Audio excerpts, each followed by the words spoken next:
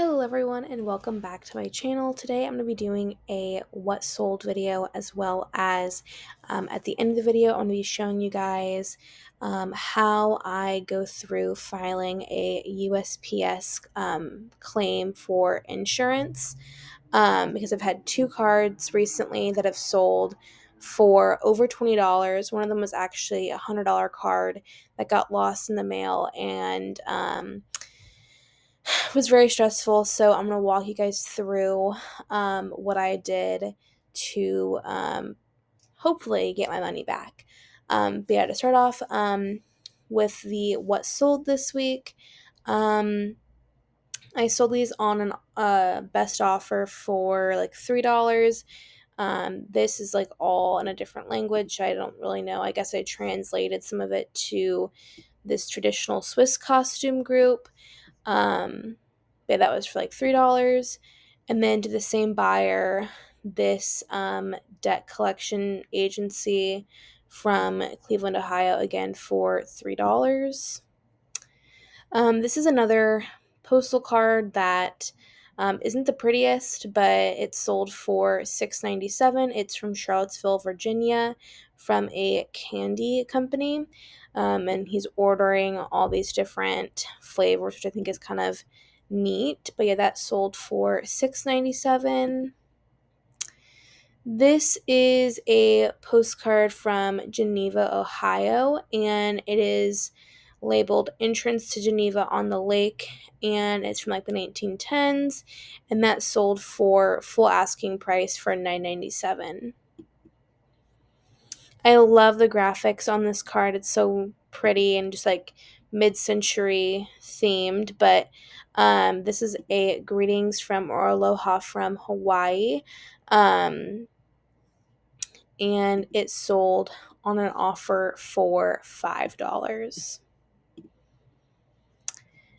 This is a RPPC that I've had for a little bit. I think this is one of the first RPPCs I listed. I could be wrong, but it's been a while since I've seen it. But it is a blueprint illustration of this school in Thayer, Missouri, Thayer Public School. So it's kind of interesting.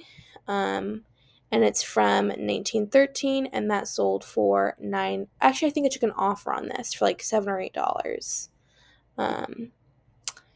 This is a postcard that I relisted and retitled, putting the city and then the state first in the title. And it sold a couple days after I relisted it and retitled it. Someone sent me an offer for $21.50, and I accepted that. But it's from Leavittsville, Virginia, and it's a farm scene from the 1910s. This is a car that's in really bad condition. As you can see, there's a huge crease here on the back, and it's on the front too, but you can't see it as good because of the coloring and the placement of it. But it is a Views of Rockford, Illinois, like a greetings card, and I believe this sold for $5 on an offer. This is a letterhead that sold for $11.98 because I have a 20% off coupon running on all of my letterheads. And this one is more like a billing statement, but it's from the Columbia Fastener Company. And it kind of has like a neat little graphic up there and stuff. I actually had someone message me 4 times in a row for this letterhead, and that's generally speaking not ever really a good sign. So ended up having to just kind of block them, but the next day it sold to somebody else for full asking price, which is perfect. This is a Chrome hotel card from Gainesville, Florida, of the Manor Motel and Restaurant that sold for $5.97. This is probably the best sale of the week. I actually sold this postcard on a best offer of $70. The buyer messaged me with a $50 offer. I went back, did some more research, looked at some more comps, and saw a similar view from the same town with the same depot sold for $80. And mine does have some condition issues with the corner missing here, and the chemical is starting to I don't know what this is called, but on RPPCs, they get, over time, they start to kind of look like this sometimes when they're like held up to light, or kind of like have a reflectiveness to them. But it's still a really neat scene. It's from Thomas, West Virginia from 1906. You can see all of these trees that have been taken down. It honestly looks real rough, but this sold to a West Virginia collector, and then I ended up counter offering their 50 for 70, and they accepted it. So that sold for 70. And then this is a Gettysburg, Pennsylvania, Spangler Spring, from 1913. I believe I accepted an offer for $7 on this one, but a kind of a neat scene there.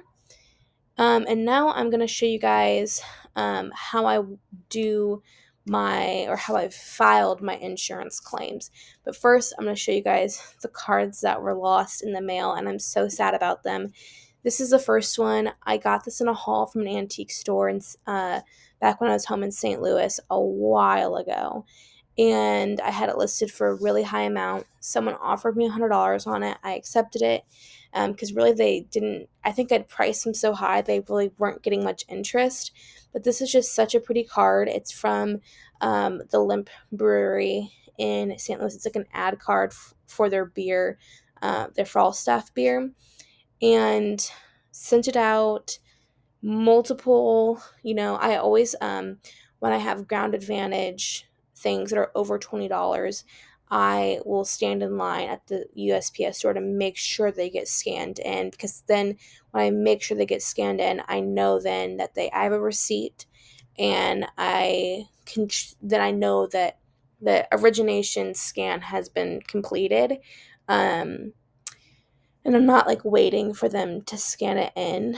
So I always make sure I go in and get stuff scanned.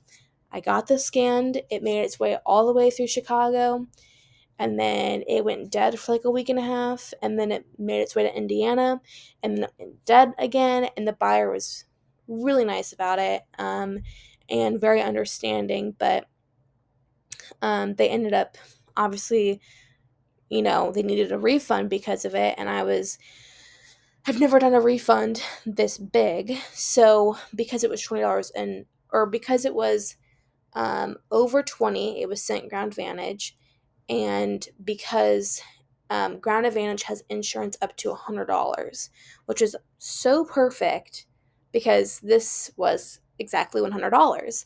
So I filed a request through USPS. They're still waiting, or it's still under review. The other one I sold, same situation. It had an origination scan, but then just kind of went dead for like a month. But it's from Philo, Illinois. It sold for $30, and as you can see, this is like the claims history page. The Philo postcard that sold for $30, that supposedly has been paid out. USPS does their refunds through like check via mail, so we'll see if I even get that. But it says it's been approved, so I'm very glad about that. The $100 one is still under review, but I did submit that like a couple days ago, so it might take some more time. But basically, you're going to log in to or make an account for the USPS.com, and you're going to go under Account, USPS Applications, and then file an insurance claim. And basically, all you have to do is I went on eBay and downloaded the order details, so the shipping label, the receipt, all of that. I downloaded it and submitted it to USPS in the online claim service. Um, and it was fairly quick. I just did it online and submitted it. And they got back to me within a couple of days to letting me know that the first one that I had went through got approved. And they're actually, I don't want to show too much information here because I don't want to give out the address to the person. But as you can see, I requested $34.52, and they're supposedly paying me $38.60. I'm guessing that's the cost of the Ground Advantage label. But anyway, I thought that might be helpful for other people who might be in a similar boat, because I was so stressed about. I mean, normally when like it's under $20, I'm just like, okay, like I can do it through eBay, and I'm not like as upset. But I mean, both of these cards are like honestly irreplaceable. And so the fact that they got lost in the mail is just so sad. And I'm really hoping that eventually one day they'll make it. But that is how I'm going about getting my money back. So anyway, I hope this helps. Thank you all for watching. Bye.